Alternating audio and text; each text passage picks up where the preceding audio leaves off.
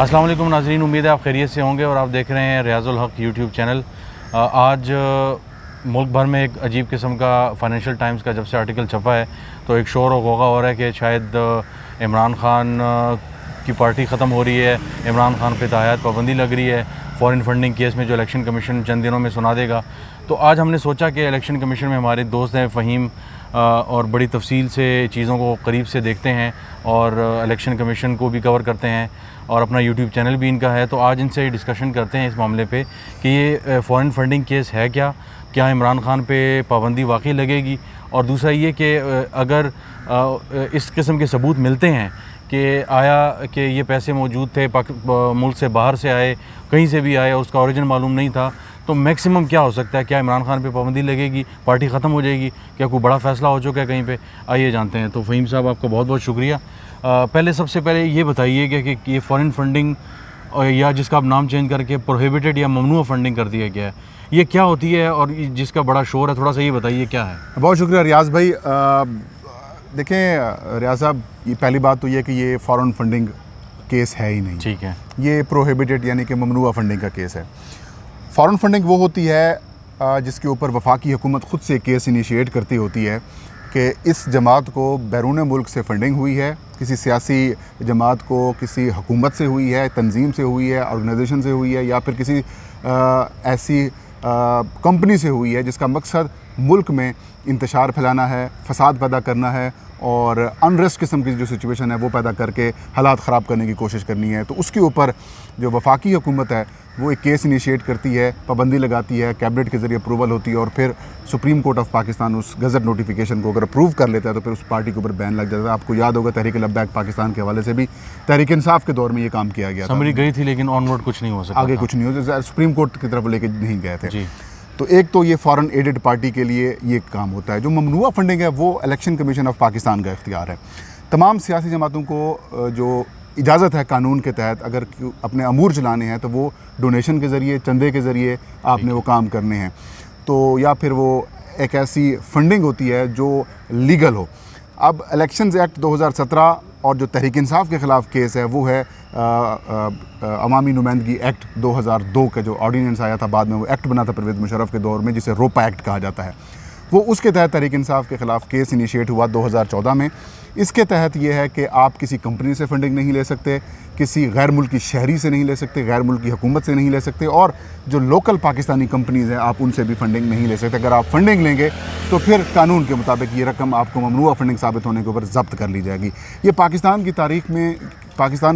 میں یہ ایک ایسا کیس ہے جو پہلی دفعہ ہو رہا ہے ایسی نوعیت کا کیس کہ الیکشن کمیشن کسی سیاسی جماعت کے خلاف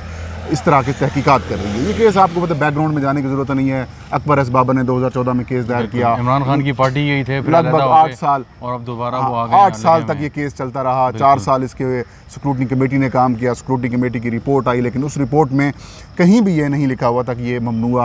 فارن فنڈنگ تحریک انصاف کو ملی ہے، جس طرح مسلم لیگ نون آج کل ایک بیانیہ بنانے کی کوشش کر رہی ہے کہ ان کو یہودی، اسرائیلیوں اور انڈینز نے جو ہے وہ رقم دی ہے، لیکن الیکشن کمیشن کی سکروٹنی کمیٹی رپورٹ میں ایسا کچھ بھی ظاہر نہیں ہوا تھا۔ تو ایک تو کلیئر ہو گیا کہ یہ ایک ممنوع فنڈنگ کا معاملہ ہے، اور اسلام آباد ہائی کورٹ بھی اس کو بڑا واضح کر چکی ہے، اور آخری 1-2 سماعتوں میں الیکشن کمیشن نے بھی یہ کہہ دیا کہ یہ فارن فنڈنگ نہیں ہے، یہ ممنوع فنڈنگ ہے۔ اب آپ نے جو سوال کیا کہ تحریک انصاف کے اوپر کیا بین لگے گا یا کچھ عمران خان کی تاحیات بین، پارٹی ختم ہو جائے گی، اس کو سمجھنے کے لیے نا ریاض صاحب آپ کو یاد ہوگا چیف جسٹس ثاقب نثار کی کورٹ میں حنیف عباسی صاحب نے کیس دائر کیا تھا عمران خان کے خلاف، وہ پی ٹی آئی کے خلاف، سیم وہی کیس تھا، اس کا صرف نام تبدیل کیا گیا جو اکبر ایس بابر والا تھا، وہ انہوں نے سپریم کورٹ میں کیا، اور سپریم کورٹ نے حکم دے دیا کہ الیکشن کمیشن اس کیس کو دیکھے، لیکن اس میں ایک چیز سیٹ کر دی تھی کہ اگر کوئی سیاسی جماعت کا سربراہ کوئی حلف نامہ دیتا ہے یا وہ سرٹیفکیٹ دیتا ہے جس میں اس بات کی وہ تصدیق کرتا ہے آن اوتھ کہ میری اطلاعات کے مطابق مجھے کوئی ممنوع فنڈنگ نہیں ہوئی، تو اس کے اوپر کارروائی ڈسکوالیفیکیشن کی نہیں ہو سکتی، لیکن اس کے اوپر الیکشن کمیشن کے اندر کچھ رائے ڈفرینٹ موجود ہے، وہ کہتے ہیں کہ نہیں اس کے اوپر کارروائی ہو سکتی ہے کیونکہ وہ پارٹی ہیڈ ہے، لیکن پی ٹی آئی کے وکلاء کا یہ سمجھنا ہے اور کچھ دیگر ماہرین قانون کا بھی یہ کہنا ہے کہ وہ جو چارٹرڈ اکاؤنٹنٹ سے تصدیق شدہ اکاؤنٹس کی تفصیلات الیکشن کمیشن میں جمع کرائی جاتی ہے تو پھر وہ چارٹرڈ اکاؤنٹنٹ کی ذمہ داری ہوتی ہے کہ وہ بتائے کہ یہ پروہیبٹڈ تھے یا پروہیبٹڈ نہیں تھے، کیونکہ جو پارٹی ہیڈ ہے وہ چارٹرڈ اکاؤنٹنٹ کی تفصیل کے اوپر یا اس کی رپورٹ کے اوپر جو ہے وہ الیکشن کمیشن آف پاکستان میں وہ چیز جمع کراتا ہے۔ تو ایک تو کہانی یہ ہوگی۔ دوسرا کہ پی ٹی آئی کو پروہیبٹڈ فنڈنگ ملی ہے یا نہیں ملی، ابھی تک جو الیکشن کمیشن میں سماعتیں ہوئیں اور سکروٹنی کمیٹی کی جو رپورٹ آئی، آپ نے وہ سکروٹنی کمیٹی کی رپورٹ کا اگر جائزہ لیں تو اس سکروٹنی کمیٹی کی رپورٹ میں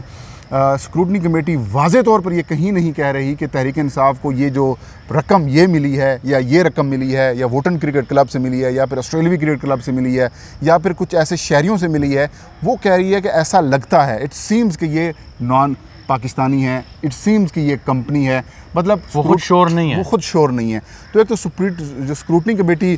کی رپورٹ ہے اس کے اندر بہت سارے تضادات بھی موجود ہیں، اور انہی تضادات کو تحریک انصاف کے وکیل انور منصور نے بھی اور اکبر ایس بابر کے وکیل احمد حسن ایڈوکیٹ نے بھی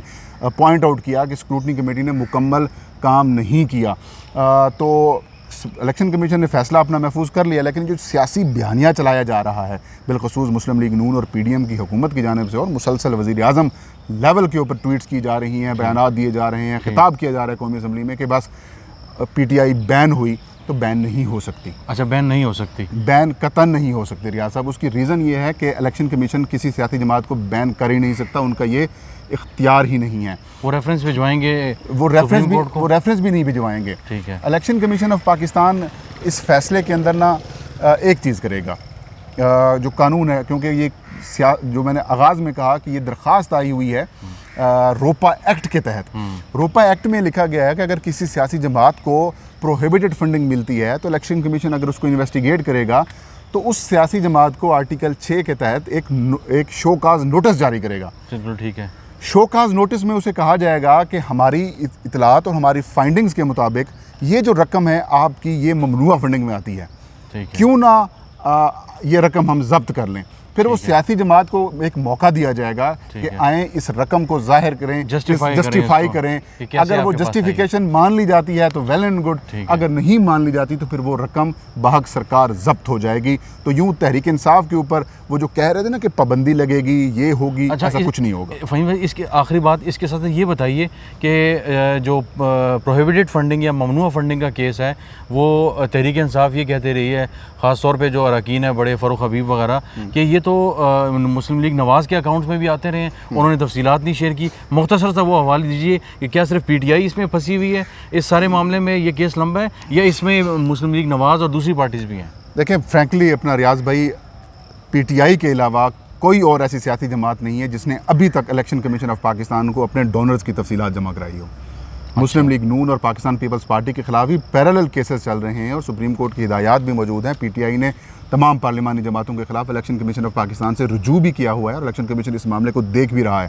پیپلز پارٹی اور مسلم لیگ نون کے جو وکلاء وہاں پر پیش ہوتے ہیں وہ سیکورٹی کمیٹی کیونکہ ان کیمرہ ہوتی ہے، لیکن کچھ سورسز سے جو چیزیں سامنے آتی ہیں وہ یہ الیکشن کمیشن مسلسل ان سے مانگ رہا ہے، سیکورٹی کمیٹی مانگ رہی ہے کہ آپ اپنے ڈونرز کی تفصیلات دیں، ان کے نائکاپ دیں، ان کے اکاؤنٹس بتائیں، چندے کی رسیدیں بتائیں، کتنے آپ کو چندہ ملا ہے، کس سے ڈونیشن ملی ہے، کس سال کتنی ڈونیشنز ملی ہیں۔ ابھی تک ان دونوں سیاسی جماعتوں کی طرف سے کوئی جواب نہیں جمع کرایا گیا، لیکن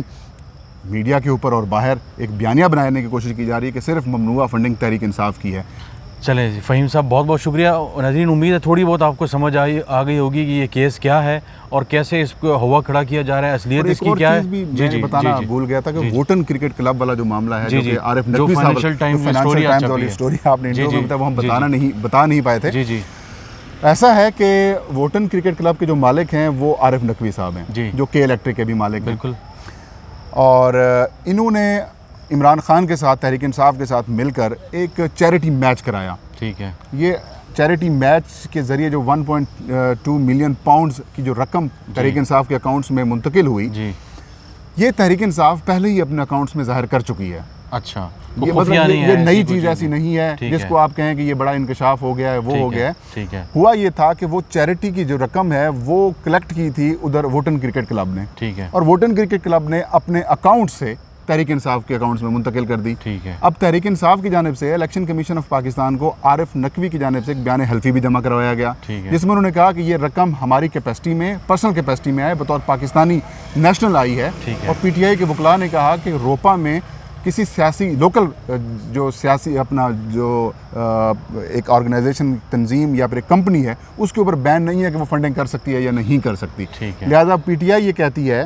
कि ये जो रकम है वो उनकी पर्सनल कैपेसिटी की तरफ से आई है क्योंकि वो चैरिटी मैच था और इसको हवा बनाकर पेश किया जा रहा है। नाज़रीन, आपके सामने सारी तफसील आ गई। उम्मीद है आपको आज का वीडियो पसंद आएगा। बहुत बहुत शुक्रिया।